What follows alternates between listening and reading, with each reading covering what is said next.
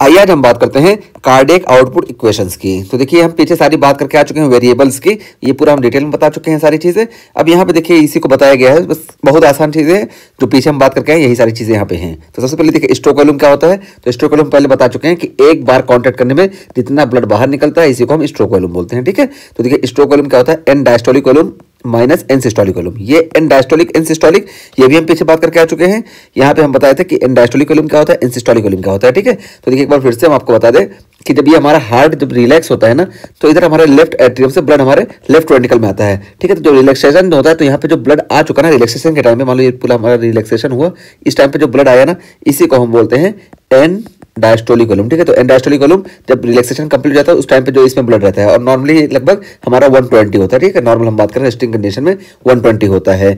और उसके बाद फिर यहाँ पे दूसरा क्या बताया गया, एन सिस्टोलिक वॉल्यूम। तो एन सिस्टोलिक वॉल्यूम क्या होता है कि जब ये हार्ट कॉन्ट्रैक्ट करती है ना, अब कॉन्ट्रैक्ट करेगी तो ब्लड बाहर निकलेगा, तो बाहर निकलने के बाद इसमें जो बचा ना इसी को हम बोलते हैं एन सिस्टोलिक वॉल्यूम। ठीक है, तो देखिए जब ये कॉन्ट्रैक्ट करेगी, कॉन्ट्रैक्ट करने पे जो ब्लड बाहर निकल गया तो यहाँ पे अंदर जो बचा इसको हम बोल देते हैं एन सिस्टोलिक वॉल्यूम। ठीक है, तो एन सिस्टोलिक वॉल्यूम ये हुआ, और एन सिस्टोलिक वॉल्यूम नॉर्मली हमारा लगभग 50 रहता है। ठीक है, तो देखिए कॉन्ट्रैक्ट करने से पहले इसमें 120 ml था और कॉन्ट्रैक्ट करने के बाद इसमें 50 ml बचा, तो पता चला कि जो रिमेनिंग हुआ वो कहाँ गया, वो बाहर गया, और यही हमारा स्ट्रोक वॉल्यूम हुआ। तो देखिए स्ट्रोक वॉल्यूम हम जब निकालेंगे तो यहाँ पे हम 120 माइनस 50 करेंगे, क्योंकि end diastolic volume minus end systolic volume. देखिए हमारा फॉर्मूला यही है ना, जब इसको हम इससे माइनस करेंगे तो स्ट्रोक वॉल्यूम हमारा लगभग 70 ml ये मिल जाता है। तो स्ट्रोक वॉल्यूम कैलकुलेट करने के लिए हम ये फॉर्मूले का इस्तेमाल करते हैं। ठीक है, तो ये स्ट्रोक वॉल्यूम इस तरह से हो गया।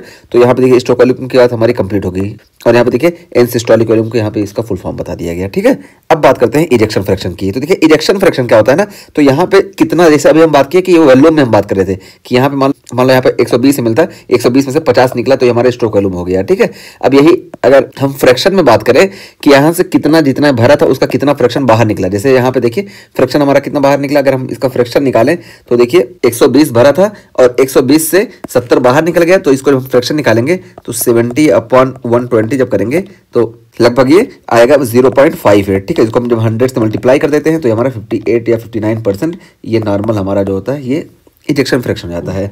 तो ये इजेक्शन फ्रैक्शन हुआ। तो इजेक्शन फ्रैक्शन और स्ट्रोक वॉल्यूम में हमको बस यही फर्क समझ में आना चाहिए कि स्ट्रोक वॉल्यूम जो होता है ये वॉल्यूम को बताता है कि कितना मतलब वॉल्यूम यहाँ बाहर निकला एक पर्टिकुलर क्वांटिटी में, और इजेक्शन फ्रैक्शन बताता है कि जितना भरा था उसमें से कितना बाहर निकला। ठीक है, तो देखिए इजेक्शन फ्रैक्शन क्या होता है, तो इजेक्शन फ्रैक्शन ये बताता है कि stroke volume upon end diastolic volume. देखिए बताया ना कि स्ट्रोक वॉल्यूम देखिए हमारा 70 था और एन डायस्टोलिक वॉल्यूम हमारा 120 था, तो जब इसको हम करेंगे तो देखिए हमको मिल गया इजेक्शन फ्रैक्शन। तो देखिए स्ट्रोक वॉल्यूम हम कैसे कैलकुलेट करते हैं, तो स्ट्रोक वॉल्यूम हम इस फॉर्मूले से कैलकुलेट कर लेते हैं, end diastolic volume upon end systolic volume.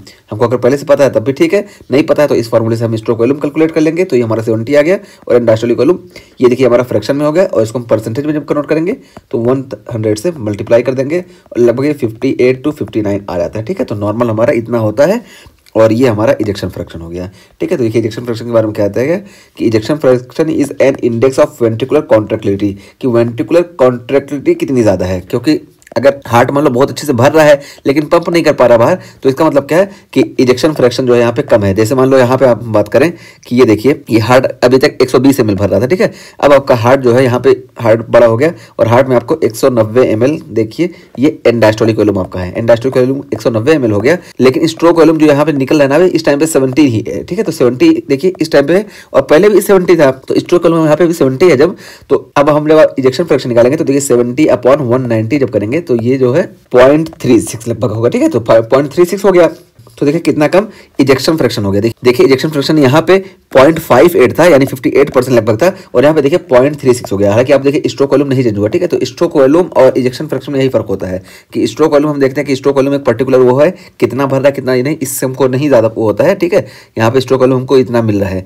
लेकिन ये फिलअप होने के अकॉर्डिंग कितना यहाँ काम कर रही है, यानी इसमें कॉन्ट्रैक्टिलिटी कितनी ज़्यादा, अगर ज़्यादा कॉन्ट्रैक्ट करेगी तो ज़्यादा ब्लड बाहर देगी जितना भरेगी उसके मुकाबले। तो देखिए ये स्ट्रोक वॉल्यूम और इजेक्शन फ्रैक्शन में हम फर्क बताते हैं। ठीक है, स्ट्रोक वॉल्यूम एक पर्टिकुलर वॉल्यूम होता है, जबकि इजेक्शन फ्रैक्शन में देखते हैं कि जो इसमें फिलिंग हुई थी उसमें से कितना परसेंट बाहर निकला। ठीक है, तो कितना उसका फ्रैक्शन बाहर निकला हम इजेक्शन फ्रैक्शन से देखते हैं। तो देखिए ejection fraction is index of ventricular contractility, तो वेंट्रिकुलर कॉन्ट्रैक्टिलिटी का ये इंडेक्स है, और ये सिस्टोलिक हार्ट फेलियर में डिक्रीज हो जाता है और यूजुअली नॉर्मल इन डायस्टोलिक हार्ट फेलियर। तो डायस्टोलिक हार्ट फेलियर में नॉर्मली नॉर्मल रहता है, क्योंकि डायस्टोल में परेशानी आ रही है ना कि जितना भर रहा होता है तो बाहर निकलेगा ही, जब सिस्टोलिक फेलियर होगा तब हमको इजेक्शन फ्रैक्शन कम देखने को मिलता है। तो इजेक्शन फ्रैक्शन हमको सिस्टोलिक हार्ट फेलियर में कम देखने को मिलता है, लेकिन डायस्टोलिक डायस्टोलिक हार्ट फेलियर में नॉर्मल देखने को मिलता है। और नॉर्मल इजेक्शन फ्रैक्शन जो होता है ये 50 to 70% होता है। देखिए हम यहाँ पे कैलकुलेट करके आपको बताएं कि 59% लगभग हमारा आ रहा है, ठीक है। तो नॉर्मल जो होता है हमारा 50 to 70% इजेक्शन फ्रैक्शन होता है, यानी इसमें जो फीलिंग हुई थी डायस्टोलिक वॉल्यूम उसका 50 से 70% जो होता है ये हमारा ब्लड बाहर निकल जाता है। तो ये हमारा था इजेक्शन फ्रैक्शन, ठीक है। और देखिए स्ट्रोक वॉल्यूम और इजेक्शन फ्रैक्शन को अगर वैसे भी हम देखें तो हम मार्क्स देखते हैं ना, हम सब्जेक्ट में मार्क्स देते हैं, तो मार्क्स जो पर्टिकुलर मार्क्स का नंबर है ना, मान लो हम 120 नंबर पा रहे हैं या जो भी पा रहे हैं, ये हमारा जो होता है स्ट्रोक वॉल्यूम होता है। और परसेंटेज कितना बाहर निकल रहा है ये हमारा होता है इजेक्शन फ्रैक्शन, ठीक है। तो परसेंटेज और मार्क्स आप इस तरह से भी इसको देख सकते हैं। और उसका फिर हम कार्डियक आउटपुट की बात करें